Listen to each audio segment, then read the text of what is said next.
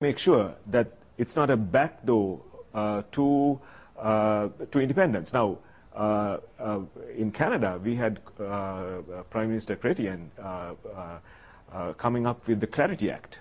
Well, we also had 2 referendums in this country, and they haven't had that there either, have they? Can we No. propose something here?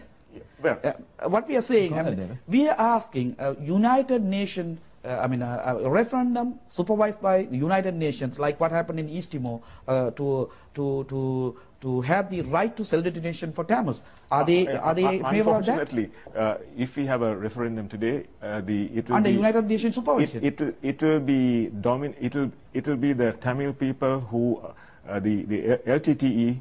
No, LTTE. You say that LTTE is limited to one side. Let me finish. It will be. Yeah, it will be the entire north has been ethnically cleansed by the LTTE. Which is not true. Okay. The Muslims have been thrown out from their own. Yes, They were the Muslims are thrown out. So Jaffna is If I understand, you're saying if you had a referendum, it wouldn't be fair, it wouldn't it be wouldn't be accurate. fair. because the It doesn't Yeah. reflect the population that was there the before. peninsula- Okay, My hang on. main thing Leonard? is we will Leonard's turn. oppose for a referendum if it happens, even if it is conducted by the UN, because these people, the IGA, what Mr. David Polapole was talking about, making LTT as a sole single party in the conflict, which No. we will not agree at any level. No, they said because that- One at a IGA time. was only with LTT, which we are totally against. What democracy is that? What democracy they talk about? ISGA proposed elections after a few years No, of it was a administration. temporary agreement. Gentlemen, It's can't on have you public both talking at domain. once. David, finish your thought. ISGA said proposed elections after a few years of administration because the No, interim for a few we had it administration. You must let Whose him, administration? you must let we him had finish it his thought. everywhere in the world, wherever this conflict was raging on. When there is a settlement comes up, you go for interim settlement and make that interim settlement a permanent settlement. That's what proposed in Sri Lanka. Sinhala polity rejected Let it. me hear from Now they Anna. are rejecting the referendum Okay, as well. Let me hear from Anna here, please. Anna, I know your group likes to stay away from politics. However, I wonder if you have a view as to what political option might best serve the human rights needs of the area.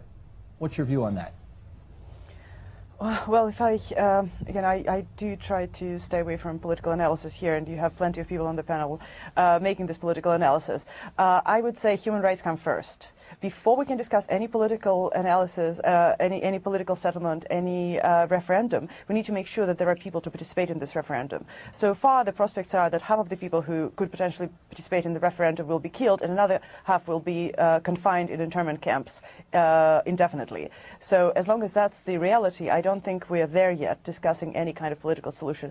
But I do think how Sri Lankan government treats Tamils right now will seriously affect whether the end of this war is near or not. Going back to what the question you asked at the very beginning, because the military phase may be over, but if this kind of treatment continues, the actual victory will never be won. Okay, I want Sharon, and then control room, please have the Toronto Star graphic standing by. I'll hear from Sharon Well, first. I mean, I am in agreement in principle with the previous speaker, but if the successive Sri Lankan governments have respected the fundamental rights and human rights of the Tamil people, the problem would not have gone out of hand. That is the first point. The second point, the F word in Sri Lanka, the federalist F word in Sri Lanka is federalism. You know, it has never been accepted by the large majority Sinhalese community. So I do not think that any Sri Lankan government will ever conceive or implement any kind of solution that would include federalism. That is a bygone conclusion. And finally, as far as my experience and my reading of the situation is concerned, any kind of solution will not work other than either a confederation or a separation that has become reality. David? For the last 60 years, the bitter experience of the Sri Lankan Tamils with the Sri Lankan southern polity is cheating and cheating and cheating. So many pacts were made, everyone was abrogated unilaterally by themselves, not by the Tamil party, including this ISGA. Before that, in 1957, there was a pact, 65, there was a pact, 83, there was a pact. Please, Mr. Yapa, can you answer this? Who abrogated this? Who walked away from these pacts? It was the Sinhala governments. Do you want to respond to that? I mean, you can go back into history to find the answers. And find all types of objections to every policy that you want to institute. I mean, No, it's history gives you a lesson. Let me go into the history of an hour and a half ago.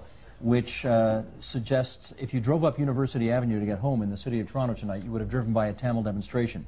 Let me go by the history of about 6 weeks ago, where there were literally, I think, 45,000 Tamils on the streets of downtown Toronto alleging genocide against the majority Sinhalese in Sri Lanka. Let me also read an account from the Toronto Star of that event. It goes like this.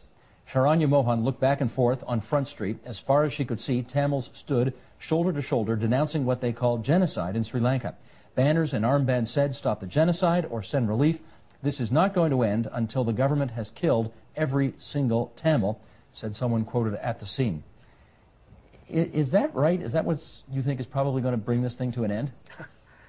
That's nonsense. I mean, there is no genocide going. There are at least 1 million Tamils living in the south, in harmony with the Sinhalese and the But Muslims. they're driven away from their homelands. Can you please allow me to finish my sentence? Thank you.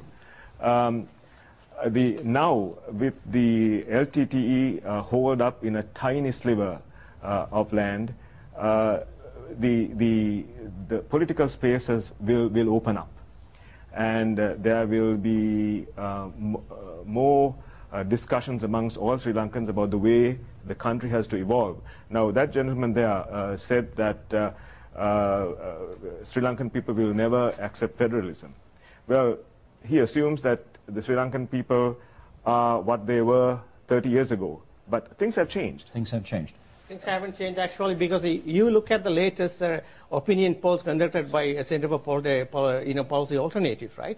It very clearly says that people are completely in support of the current government's military onslaught and the war, and they want to win. And then what they want to give is some kind of watered down solution, not even a solution, but that's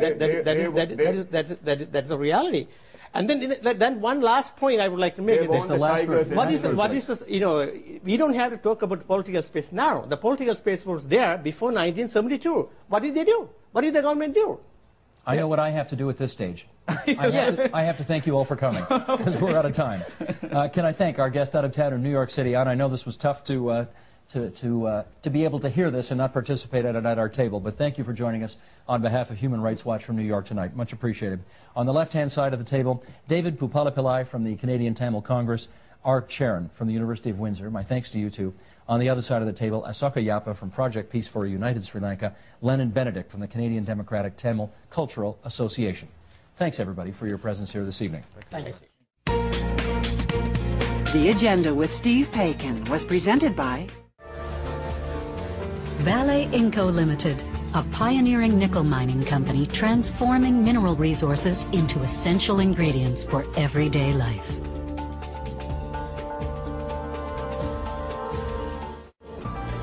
Ontario's 33,000 chartered accountants, public policy leaders since 1879. More information is available at casforchange.ca.